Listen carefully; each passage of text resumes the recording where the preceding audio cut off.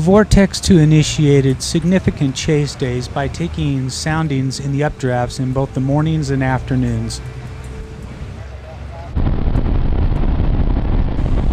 Resulting photographs were then studied to determine the significance of the storm potential for development of tornadic supercells. Probe vehicles were driven into the hook echo regions of tornadic developing supercells and then placed into a position for pre-deploying pods in the path of tornadoes as they develop. In the spring of 2010, Vortex 2 was quite successful in identifying tornadic supercells and getting into position while tornadoes were developing. This funnel cloud develops right overhead of probe 16.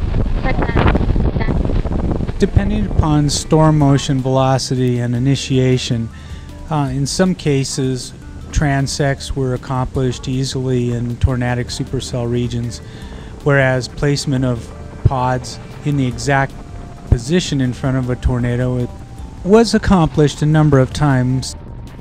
Probe 16 crew members Eddie Smith and Phil Kurinsky successfully deployed a pod on a tornado 3 kilometers from Dow 7 and 1.6 kilometers north of Slapout, Oklahoma.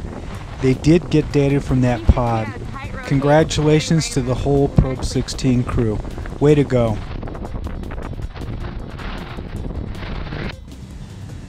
After each mission, probe vehicles then went back and recalibrated and checked their equipment to make sure that it was operational. Operation of this scale involving so much mileage across Tornado Alley, there were a number of times where routine vehicle maintenance and equipment maintenance was occurring. Because of the high volume of water encountered in these storms and hail, Rain-X was often placed on the windshields right before we took off on a new mission. The team would position in the Q fields and inflow regions of developing supercells and scan and monitor storm development using Doppler. Vortex 2 would route vehicles in to position, knowing which vehicles they wanted to deploy on what side of the storm, and start segmenting the group around the storm in various areas. There was usually a time where Vortex 2 would be field deployed, waiting for a supercell to mature and then establish a direction, or possibly a cell to develop and then one split left and the other right split so that we can target right moving storm.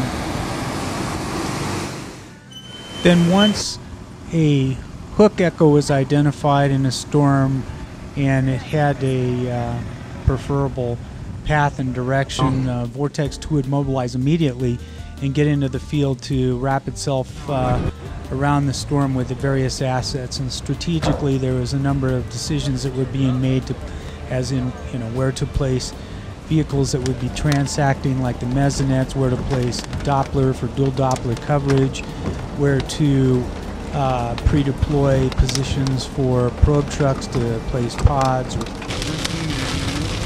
Often the decision involved punching a moderate hail core in order to get onto the inflow portion of a storm, which was a tactical decision with a little bit of risk. There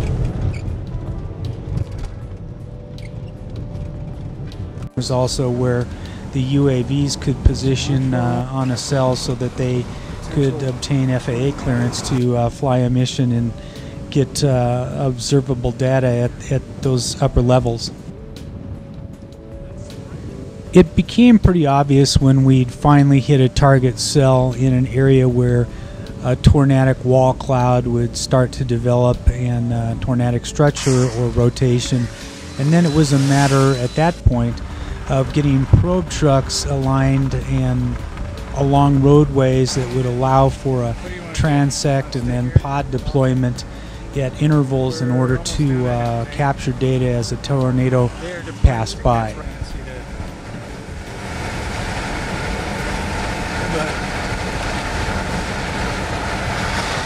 By the time pod vehicles were in a position to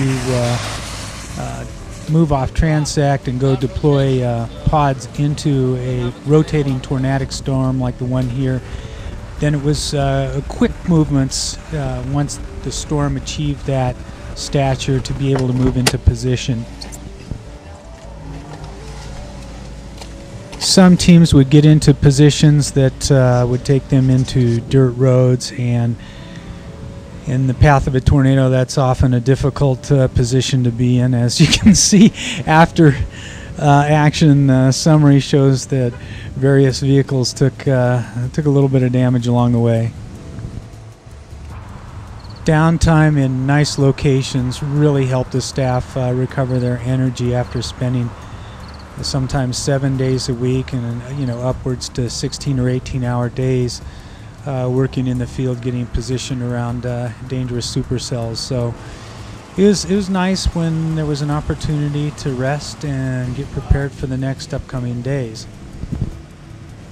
In this case, FAA had granted permission to the UAV crew to fly a mission on a supercell in Colorado the following day. So the UAV crew was able to break out their flying vehicles and get prepared. Also, the sticknet crew from the University of Texas were preparing their sticknets actually from successful deployment the previous day, where they had a little bit of rough weather and had to do some repairs.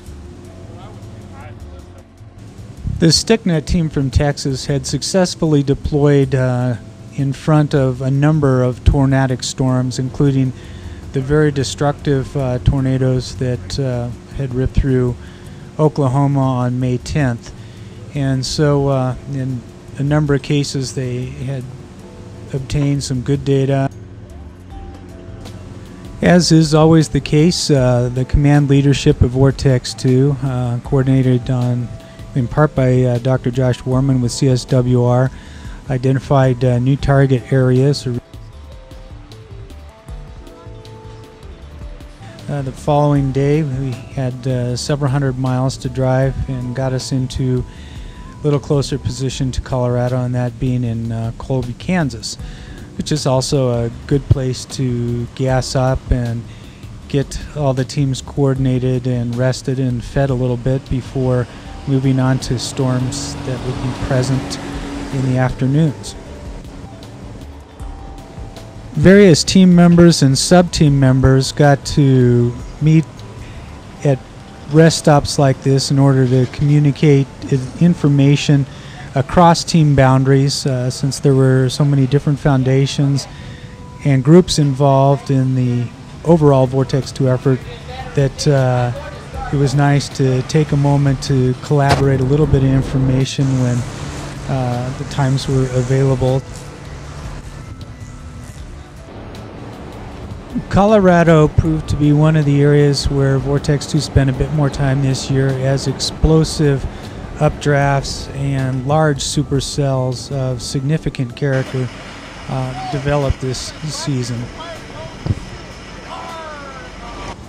A number of large supercells with strongly rotating mesocyclones passed nearby this rest stop in Wiggins, Colorado, which seemed to be one area that was passed by on several locations as teams were able to field deploy on tornadic supercells.